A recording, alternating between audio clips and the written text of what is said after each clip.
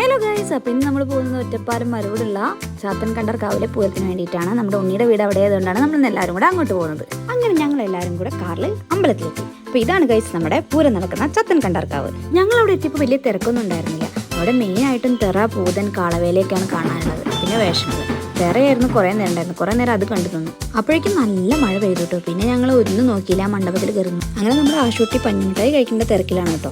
അങ്ങനെ കുറേ നേരം മഴ പെയ്ത് കാരണം അവിടെ നിന്നു കേട്ടോ. പിന്നെ അതൊക്കെ കഴിഞ്ഞ് ഞങ്ങൾ നേരെ വീണ്ടും അമ്പലത്തിന്റെ ഗ്രൗണ്ടിലേക്ക് പോയി. വള്ളുവനാടൻ പൂരങ്ങളിൽ പ്രധാനിയായ തിറയും പൂതനും ഒക്കെ പല ദേശങ്ങളിൽ നിന്നായി വന്നിട്ടുണ്ടായിരുന്നു. ഇതാണ് പൂതനും തിറയും.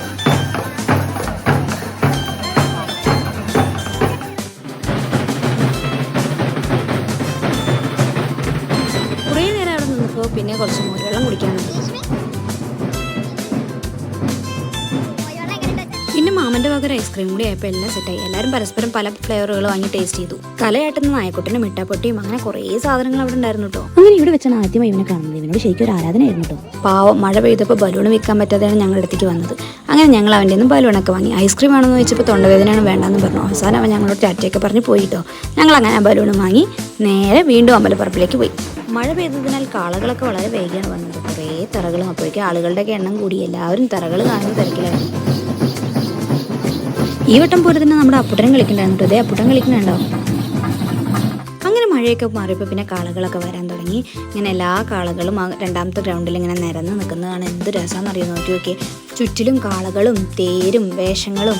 അങ്ങനെ ശരിക്കും പറഞ്ഞു കഴിഞ്ഞാൽ വള്ളുവനാട്ടിലെ ഒരു അടിപൊളി പൂരം തന്നെയാണ് ഈ ഒരു പൂരം. വേഷങ്ങളിൽ ശിവനും സുബ്രഹ്മണ്യസ്വാമിയും അതുപോലെ ഇതാണ് നമ്മളെ തുള്ളി കളിക്കുന്ന കൃഷ്ണനും അങ്ങനെ എല്ലാവരും ഉണ്ടായിരുന്നു കേട്ടോ. അങ്ങനെ ഒരു 9 മണിയായപ്പോഴത്തേക്കും കാളകളെല്ലാം നിരന്നു കേട്ടോ. എല്ലാ കാളകളിലും മഴയൊക്കെ മാറിയതുകൊണ്ട് ലൈറ്റൊക്കെ ഇട്ടു. മൊത്തത്തിൽ ശരിക്കും പറഞ്ഞു കഴിഞ്ഞാൽ പൂരം കളറായി തന്നെ പറയാം. രണ്ടാളും ആസ്വദിച്ച് പൂരം കാണുന്ന തിരക്കില്ല. ഞങ്ങളുടെ നാട്ടിലെ പൂരം കൂടി ഇങ്ങനെ കണ്ടിട്ടുണ്ടെന്ന് സംശയം.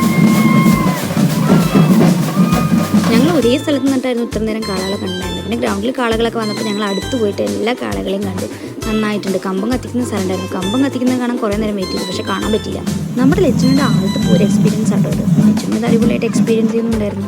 വീട്ടിലേക്ക് തിരിച്ചു പോരുന്നത് 10 കൂടി ഞങ്ങൾ അവിടെ നിന്ന് ഇറങ്ങിയിട്ടു. അപ്പോഴും വേഷങ്ങളും കാളകളും DJയും ഒക്കെ വന്നുകൊണ്ടേ ഇരിക്കുകയായിരുന്നു. ഇതുണ്ട് ജിമ്മനായിട്ടുള്ള വേഷമൊക്കെ ഉണ്ടായിരുന്നു.